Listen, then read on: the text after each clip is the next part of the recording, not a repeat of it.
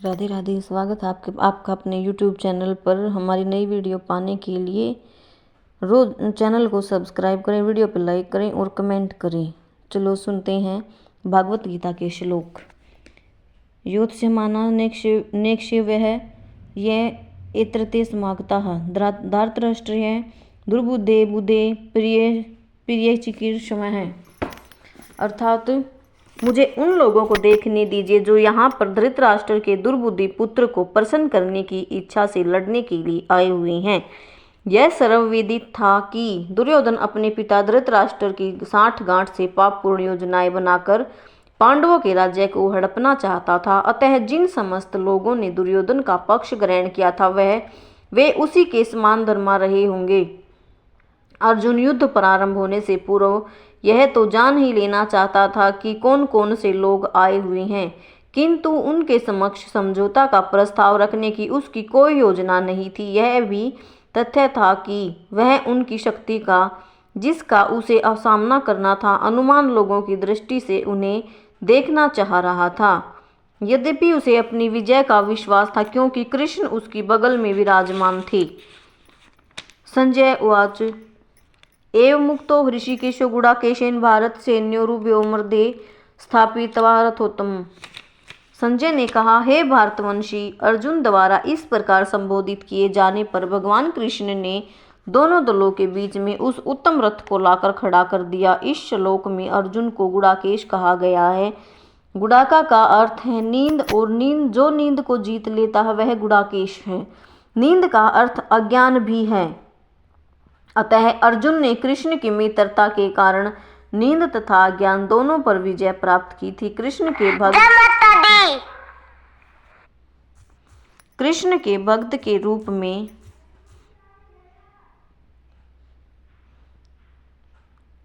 वह कृष्ण को क्षण भर भी नहीं भुला पाया, क्योंकि भक्त का स्वभाव भी ऐसा ही होता है। यहाँ तक कि चलते और अथवा सोते हुए भी कृष्ण के नाम रूपों गुणों तथा लीलाओं के चिंतन से भक्त कभी मुक्त नहीं रह सकता।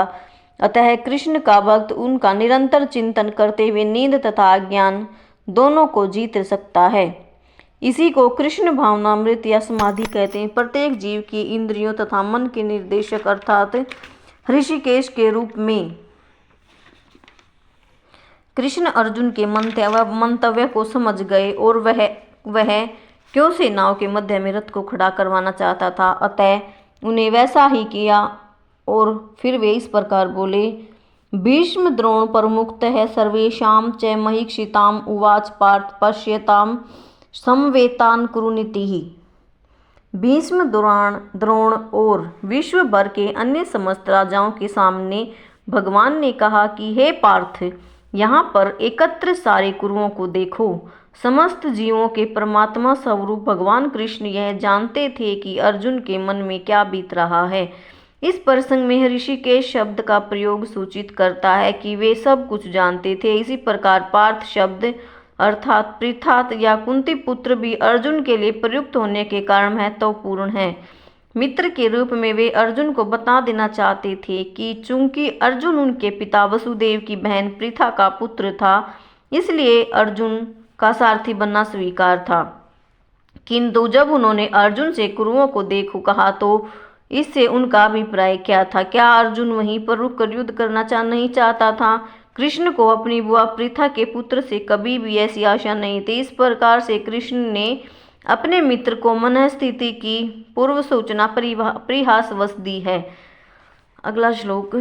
तत्रा पश्यथ स्थिता पार्थ है पितृनथ पितामहान आचार्यान् मातुलान् भ्रातान् पुत्रान् पौत्रास्खिस्ततः शवशूरान् सुहृद चैव सैन्योरुभयोरपि। अर्जुन ने वहां पर दोनों पक्षों की सेनाओं के मध्य में अपने चाचा ताओं, पितामहों, गुरुओं, मामाओं, भाइयों, पुत्रों, पौत्रों, मित्रों, ससुरों और शुभचिंतकों को भी देखा। अर्थात अर्जुन युद्ध भूमि में अपने सभी संबंधियों को देख सका। वह अपने पिता के समकालीन भूरिश्रवा जैसे व्यक्तियों, भीष्म तथा सोमदत्त जैसे पितामहों, द्रोणाचार्य तथा कृपाचार्य जैसे गुरुओं, शल्य और शकुनि जैसे मामाओं, दुर्योधन जैसे भाइयों, लक्ष्मण जैसे पुत्रों, अश्वत्थामा जैसे मित्रों एवं कृतवर्मा जैसे शुभ चिंतकों को देख सका। वह उन सेनाओं को भी देख सका जिनमें उनके अनेक मित्र थे। तान समीक्ष्य स कौन्तेय सर्वाबंधून् वस्थितान् कृपया पर्यविष्टो विषीदनी दम्ब्रवीत। जब कुंती पुत्र अर्जुन ने मित्रों तथा संबंधियों की इन विभिन्न श्रेणियों को देखा तो वह करुणा से अभिभूत हो गया और इस प्रकार बोला, दवदेष्टम सौजन्यम कृष्ण युयुत्सुम समुपस्थितम सिद्धनिति मम गात्राणि मुखम च परिशुष्यति। अर्जुन ने कहा, हे कृष्ण, इस प्रकार युद्ध की इच्छा रखने वाले अपने मित्रों तथा संबंधियों को अपने समक्ष उपस्थित देखकर मेरे शरीर के अंग कांप रहे हैं और मेरा मुंह सूखा जा रहा है। अर्थात यथार्थ भक्ति से युक्त मनुष्य में वे सारे गुण रहते हैं जो सत्पुरुषों या देवताओं में पाए जाते हैं, जबकि यह भक्त अपनी शिक्षा या संस्कृति के द्वारा भौतिक योग्यताओं में चाहे कितना ही उन्नत क्यों न हो, इन ईश्वरीय गुणों से विहीन होता है। अतः स्वजनों, मित्रों तथा संबंधियों को युद्ध भूमि में देखते ही अर्जुन उन सबों के लिए करुणा से अभिभूत हो गया जिन्होंने परस्पर युद्ध करने का निश्चय किया था। जहाँ तक उसके अपने सैनिकों का संबंध था, वह उनके प्रति प्रारंभ से दयालु था, किंतु विपक्षी दल के सैनिकों की आसन्न मृत्यु को देखकर वह उन पर भी दया का अनुभव कर रहा था। और जब वह इस प्रकार सोच रहा था तो उनके अंगों में कंपन होने लगा, मुंह सूख गया। उन सब को युद्धाभिमुख देखकर उसे आश्चर्य भी हुआ। प्राय सारा कुटुंब अर्जुन के आगे सगे संबंधी उससे युद्ध करने आए थे। यद्यपि इसका उल्लेख नहीं है, किंतु तो भी सहज अनुमान लगाया जा सकता है कि न केवल उसके अंग कांप रहे थे और मुंह सूख रहा था, अपितु वह दयावश रुदन भी कर रहा था। अर्जुन में ऐसे लक्षण किसी दुर्बलता का कारण नहीं अपितु हृदय भी कोमलता के कारण थे, जो भगवान के शुद्ध भक्त का लक्षण है। अतः कहा गया है, जो भगवान के प्रति अविचल भक्ति रखता है और उसमें देवताओं के सद्गुण पाए जाते, किंतु जो भगवत नहीं है उसके पास भौतिक योग्यताएं ही रहती हैं जिनका कोई मूल्य नहीं होता। अर्थात इसका कारण यह है कि वह मानसिक धरातल पर मंडराता रहता है और ज्वलंत माया के द्वारा अवश्य ही आकृष्ट होता है। वे पुथुश्च शरीरे में रोम हर्षच जायते गांडीवम सत्रमस्ते अस्ता तत्व कचैव परिदहन्ते। मेरा शरीर कांप रहा है, मेरे रोंगटे खड़े हो रहे हैं, मेरा गांडीव धनुष मेरे हाथ से सरक रहा है और मेरी त्वचा जल रही है। शरीर में दो प्रकार का कंपन होता है और रोंगटे भी दो प्रकार से खड़े होते हैं। ऐसा या तो आध्यात्मिक परमानंद के समय या भौतिक परिस्थितियों में अत्यधिक भय उत्पन्न होने पर होता है। दिव्य साक्षात्कार के में कोई भय नहीं होता। इस अवस्था में अर्जुन के जो लक्षण हैं वे भौतिक भय अर्थात जीवन की हानि के कारण है। अन्य लक्षणों से भी यह स्पष्ट है कि वह इतना अधीर हो गया कि उसका विख्यात धनुष गांडीव अब उसके हाथों से सरक रहा था और उसकी त्वचा में जलन उत्पन्न हो रही थी। ये सब लक्षण देहात्म बुद्धि से जन्मे हैं। न चे सक्रोम व्यवस्थातुम भरम त्वीतीव च मे मनः निमितानि च पश्यामि विपरीतानि केशवः। मैं यहाँ अब और अधिक खड़ा रहने में असमर्थ हूँ, मैं अपने को भूल रहा हूँ और मेरा सिर चकरा रहा है। हे कृष्ण, मुझे तो केवल अमंगल के कारण दिख रहे हैं। अपने अधैर्य के कारण अर्जुन युद्ध भूमि में खड़ा रहने में असमर्थ था और अपने मन की इस दुर्बलता के कारण उसे आत्मविस्मृति हो रही थी। भौतिक वस्तुओं के प्रति अत्यधिक आसक्ति के कारण मनुष्य ऐसी मोहमयी स्थिति में पड़ जाता है। भयम द्वितीया विनिवेशित है स्यात् है। ऐसा भय तथा मानसिक असंतुलन उन व्यक्तियों में उत्पन्न होता है जो भौतिक परिस्थितियों से ग्रस्त होते हैं। अर्जुन को युद्ध भूमि में केवल दुखदायी पराजय की प्रतीति हो रही थी। वह शत्रु पर विजय पाकर भी सुखी नहीं होगा। निमितानि विपरीतानि शब्द महत्वपूर्ण है। जब मनुष्य को अपनी आशाओं में केवल निराशा दिखती है तो वह सोचता, मैं यहाँ क्यों हूँ, प्रत्येक प्राणी अपने में तथा अपने स्वार्थ में रुचि रखता है, किसी भी की भी परमात्मा में रुचि नहीं होती। कृष्ण की इच्छा से अर्जुन अपने स्वार्थ के प्रति अज्ञान दिखा रहा है। मनुष्य का वास्तविक स्वार्थ तो विष्णु या कृष्ण में निहित है। बुद्ध जीव इसे भूल जाता है, इसलिए उसे भौतिक कष्ट उठाने पड़ते हैं। अर्जुन ने कहा कि उसकी विजय केवल उसके शोक का कारण बन सकती है। अगला श्लोक, न च श्रेयोन पुष्योनुपश्यामि हत्वा स्वजन्माहवे न कांगड़े विजयम कृष्ण न च राज्यम सुखानि च। हे कृष्ण, इस युद्ध में अपने ही स्वजनों का वध करने से न तो मुझे कोई अच्छाई दिखती है और न मैं उससे किसी प्रकार की विजय, राज्य या सुख की इच्छा रखता हूँ। यह जाने बिना कि मनुष्य का स्वार्थ विष्णु में है। सारे बुद्ध जीव शारीरिक संबंधों के प्रति यह सोचकर आकर्षित होते हैं कि वे ऐसी परिस्थितियों में प्रसन्न होंगे। ऐसी देहात्म बुद्धि के कारण वे भौतिक सुखों के कारणों को भी भूल जाते हैं। अर्जुन तो क्षत्रिय का नैतिक धर्म में भी भूल गया था। कहा जाता है कि 2 प्रकार के मनुष्य परम शक्तिशाली तथा जाज्वल्यमान सूर्यमंडल में प्रवेश करने के योग्य होते हैं। ये है, एक तो क्षत्रिय जो कृष्ण की आज्ञा से युद्ध में मरता है और दूसरा सन्यासी जो आध्यात्मिक अनुशीलन में लगा रहता है। अर्जुन अपने शत्रुओं को भी मारने से विमुख हो रहा है। अपने संबंधियों की बात तो छोड़ दें, वह सोचता है कि स्वजनों को मारने से उसे जीवन में सुख मिल सकेगा, अतः वह लड़ने के लिए इच्छुक नहीं है। जिस प्रकार की भूख न लगने पर कोई भोजन बनाने को तैयार नहीं होता, उसने तो वन जाने का निश्चय कर लिया है, जहां वह एकांत में निराशापूर्ण जीवन काट सके। किंतु क्षत्रिय होने के नाते उसे अपने जीवन निर्वाह के लिए राज्य चाहिए, क्योंकि क्षत्रिय कोई अन्य कार्य नहीं कर सकता। किंतु अर्जुन के पास राज्य कहाँ है? उसके लिए तो राज्य प्राप्त करने का एकमात्र अवसर है कि अपने बंधु बांधवों से लड़कर अपने पिता के राज्य का उत्तराधिकारी प्राप्त करे, जिसे वह करना नहीं चाह रहा है। इसलिए वह अपने को जंगल में एकांतवास करके निराशा का एकांत जीवन बिताने के योग्य समझता है।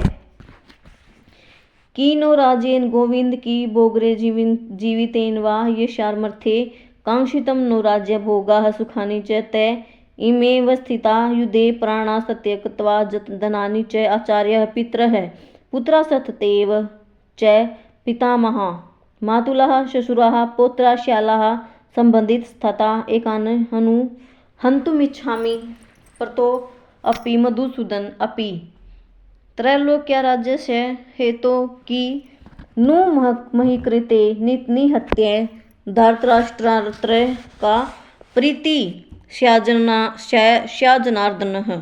अर्थात, हे गोविंद, हमें राज्य, सुख और इस जीवन से क्या लाभ है, क्योंकि जिन सारे लोगों के लिए हम उन्हें चाहते हैं वे ही इस युद्ध भूमि में खड़े हैं। हे मधुसूदन, जब गुरुजन, पितृगण, पुत्रागण, पितामह, मामा, ससुर, पौत्रगण, साले अथवा अन्य सारे संबंधी अपना अपना धन एवं प्राण देने के लिए तत्पर हैं और मेरे समक्ष खड़े हैं, तो फिर मैं इन सब को क्यों मारना चाहूँगा, भले ही वे मुझे क्यों न मार डालें। हे जीवों के पालक, मैं इन सबों से लड़ने को तैयार नहीं, भले ही बदले में मुझे तीनों लोग क्यों न मिलते हों। इस पृथ्वी की तो बात ही छोड़ दे, भला धृतराष्ट्र के पुत्रों को मारकर हमें कौन सी प्रसन्नता मिलेगी। अर्जुन ने भगवान कृष्ण को गोविंद कहकर संबोधित किया, क्योंकि वे गोवों और इंद्रियों की समस्त प्रसन्नता के विषय हैं। इस विशिष्ट शब्द का प्रयोग करके अर्जुन संकेत करता है कि कृष्ण यह समझे कि अर्जुन की इंद्रियां कैसे तृप्त होंगी, किंतु गोविंद हमारी इंद्रियों को तुष्ट करने के लिए नहीं है। हाँ, यदि हम गोविंद की इंद्रियों को तुष्ट करने का प्रयास करते तो हमारी इंद्रियां स्वतः तुष्ट होती हैं। बौद्धिक दृष्टि से प्रत्येक व्यक्ति अपनी इंद्रियों को तुष्ट करना चाहता है और चाहता है कि ईश्वर उसके आज्ञापालक की तरह काम करे, किंतु ईश्वर उनकी तृप्ति वही तक करते हैं जितनी के वे पात्र होते हैं, उस हद तक नहीं जितना वे चाहते हैं। किंतु जब कोई इसके विपरीत मार्ग ग्रहण करता है, अर्थात जब वह अपनी इंद्रियों की तृप्ति की चिंता न करके गोविंद की इंद्रियों की तुष्टि करने का प्रयास करता है तो गोविंद की कृपा से जीव की सारी इच्छाएं पूर्ण हो जाती हैं। यहाँ पर जाति तथा कुटुंबियों के प्रति अर्जुन का प्रगाढ़ स्नेह आंशिक रूप से इन सब के प्रति उसकी स्वाभाविक करुणा के कारण है। अतः वह युद्ध करने के लिए तैयार नहीं है। हर व्यक्ति अपने वैभव का प्रदर्शन अपने मित्रों तथा परिजनों के समक्ष करना चाहता है, किंतु अर्जुन को भय है कि उसके सारे मित्र तथा परिजन युद्ध भूमि में मर जाएंगे और वह विजय के पश्चात उनके साथ अपने वैभव का उपयोग नहीं कर सकेगा। भौतिक जीवन का यह सामान्य लेखा जोखा है, किंतु आध्यात्मिक जीवन इससे सर्वथा भिन्न होता है। चूंकि भक्त भगवान की इच्छाओं की पूर्ति करना चाहता है, अतः भगवत गीता इच्छा होने पर वह भगवान की सेवा करने के लिए सारे ऐश्वर्य स्वीकार कर सकता है, किंतु यदि भगवत इच्छा न हो तो वह एक पैसा भी ग्रहण नहीं करता। अर्जुन अपने संबंधियों को मारना नहीं चाह रहा था, और यदि उनको मारने की आवश्यकता हो तो अर्जुन की इच्छा थी कि कृष्ण स्वयं उनका वध करे। इस समय उनको ये पता नहीं कि कृष्ण उन सबको युद्ध भूमि में आने से पूर्व ही मार चुके हैं और अब उसे निमित्त मात्र बनना है। इसका उद्घाटन अगले अध्यायों में होगा। भगवान का असली भक्त होने के कारण अर्जुन अपने अत्याचारी बंधु बांधवों से प्रतिशोध नहीं लेना चाहता था, किंतु यह तो भगवान की योजना थी कि सबका वध हो। भगवत भक्त दुष्टों से प्रतिशोध नहीं लेना चाहते, किंतु भगवान दुष्टों द्वारा भक्त के उत्पीड़न को सहन नहीं कर पाते। भगवान किसी व्यक्ति को अपनी इच्छा से क्षमा कर सकते हैं, किंतु यदि कोई उनके भक्तों को हानि पहुंचाता है तो वे उसे क्षमा नहीं करते। इसलिए भगवान इन दुराचारियों का वध करने के लिए उद्यत थे, यद्यपि अर्जुन उन्हें क्षमा करना चाहता था। राधे राधे।